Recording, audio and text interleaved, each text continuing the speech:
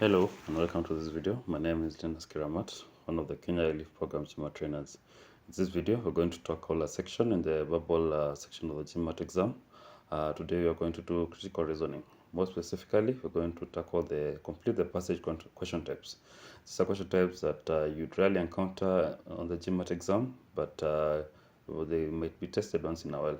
So it is up to you, or it's incumbent upon you to actually understand what they're all about. So let's begin.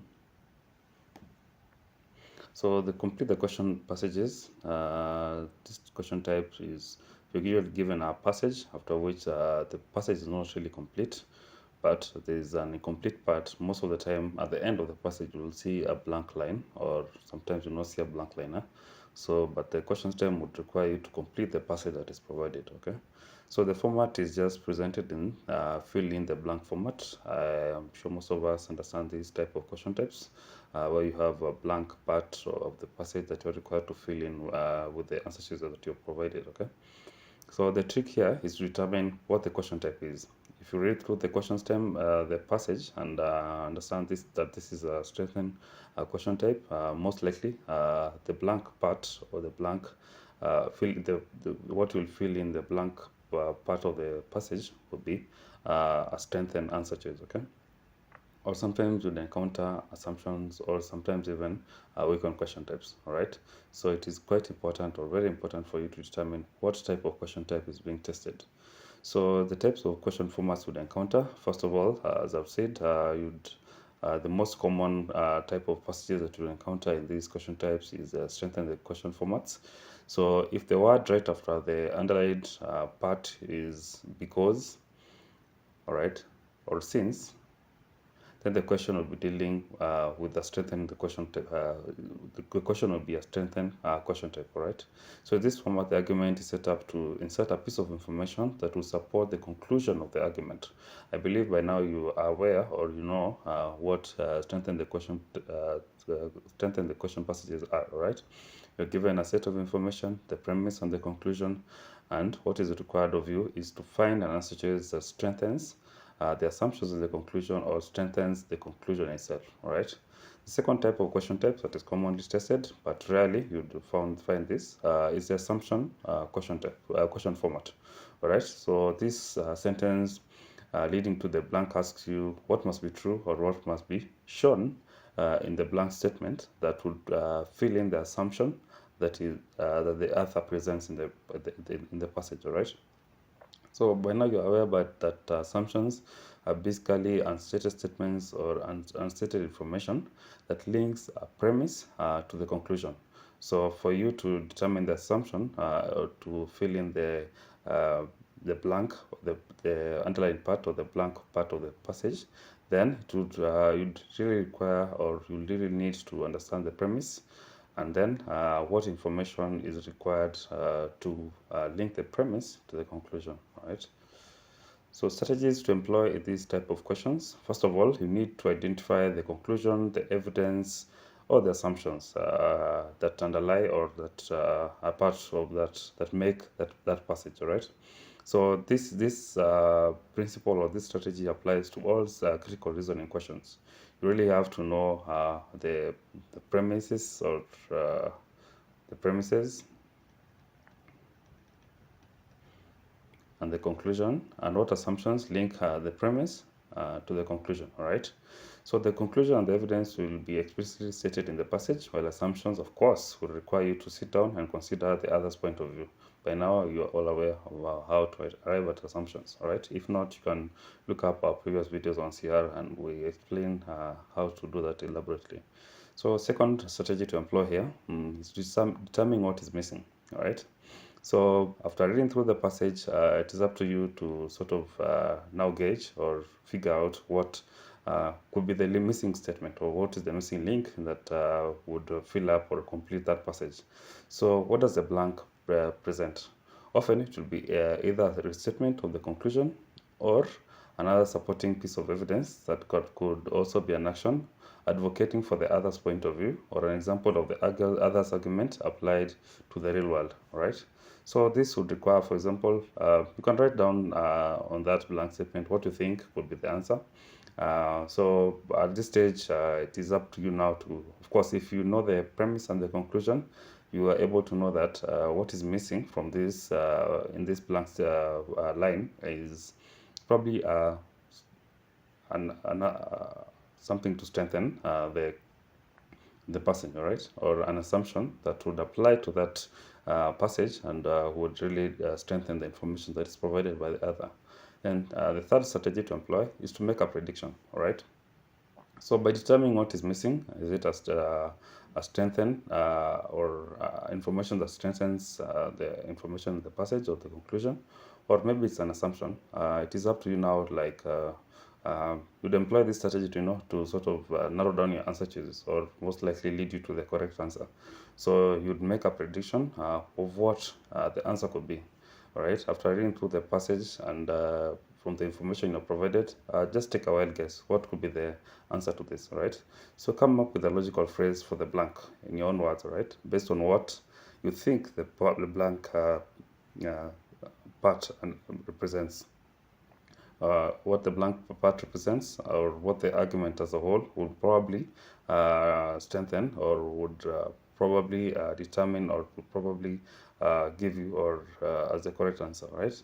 So again, you eliminate out of scope answers. You could reading through the answer choices you're provided, use the process of elimination, determine what information is most likely linked to the passage, or what information is not linked to the passage. Yeah, so the ones with the strongest link to the passage are most likely going to be one of your answers. Those ones with weak link to the passage are basically out of scope answers, right? You're watching Success with Bob Mwiti Show, presented to you by Upstack America. Upstack America is a consulting company that helps immigrants find amazing higher education and job opportunities in the tech industry in the United States. You can find our programs by going to www.upstackamerica.com. Upstack America, we wake you up to the unlimited potential. So yeah, at this point you can pause the video to try out this example, then play again so that we try together. So example 1 states, the law of demand states that if all factors remain equal, the higher the price of a good, the less people will consume that good. In other words, the higher the price, the lower the quantity demanded. This principle is illustrated when ... All right. Again, the law of demand states that if all factors remain equal, the higher the price of a good, right? You can underline this. This is essential information. The higher the price of a good, the less people will consume that good. In other words, the higher the price, the lower the quantity demanded, all right? So if you have that information here, say price and quantity demanded, that telling us is that the higher the price, the lower the quantity demanded, all right? Basically, that is it. So this principle is illustrated when, so basically, given this information here, it is up to us to find an answer choice that provides an example that best relates to the information provided here.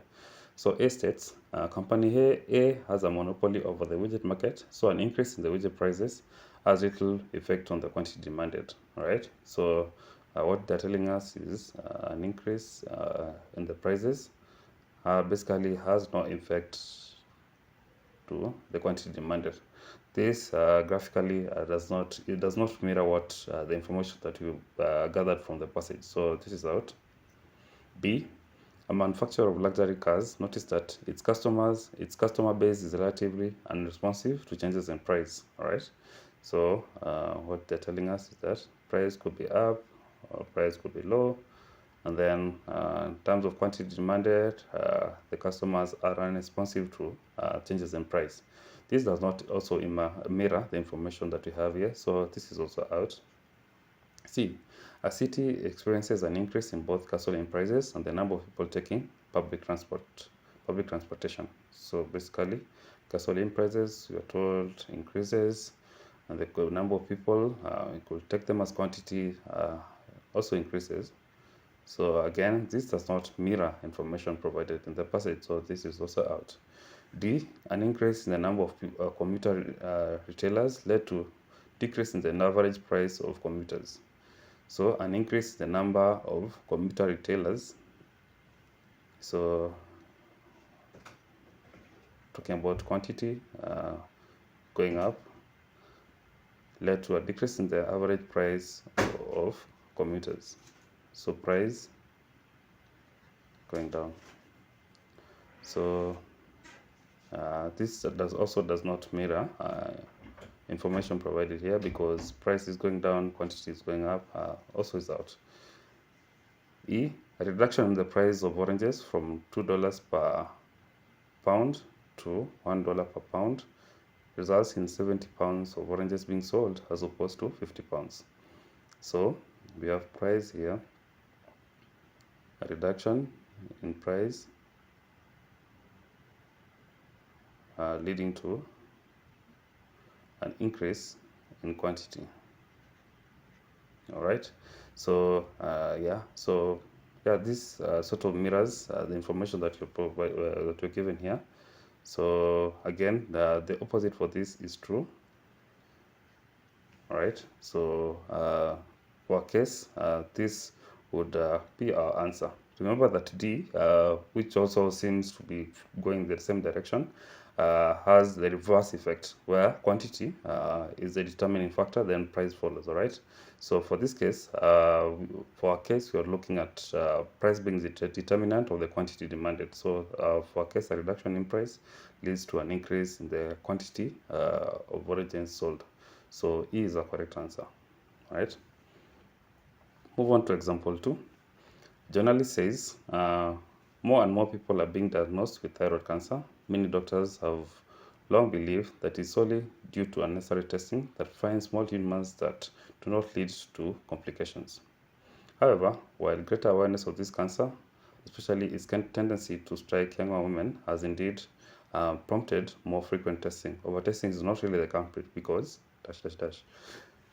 So again, journalists say more and more people are being diagnosed with thyroid cancer. Many doctors have long believed that this is solely due to unnecessary testing that finds small tumors that do not lead to complications. So what you're being told here, that as a result of more people being the reason for more people being diagnosed with thyroid cancer is because the journalists believe due to the unnecessary testing that finds small tumors that lead to complications, that do not lead to complications. All right.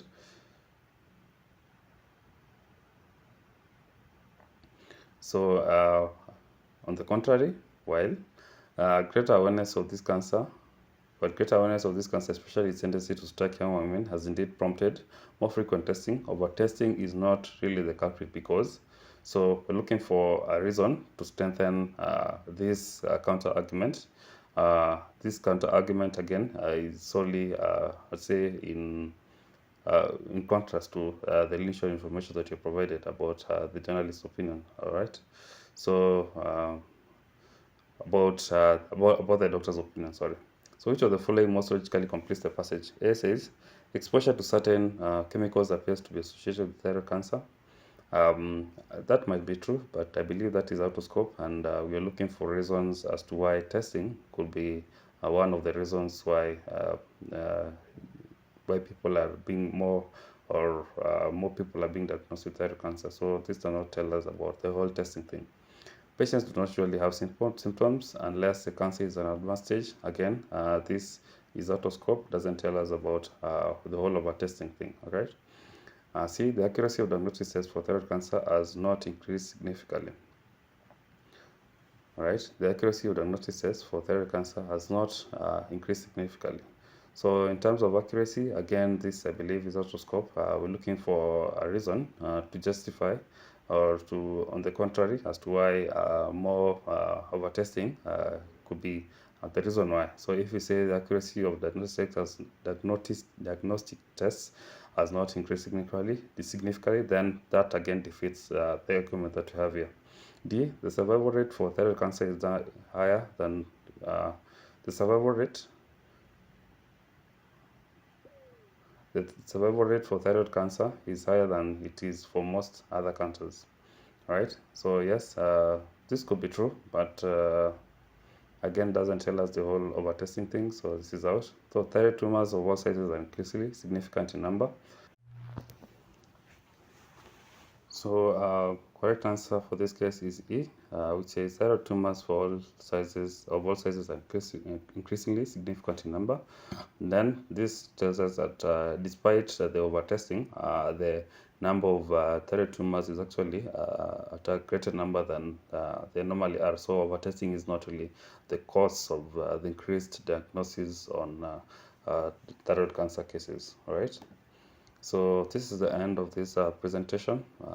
Kindly join us in our GMAT training sessions. We elaborate this and more other concepts. Thank you.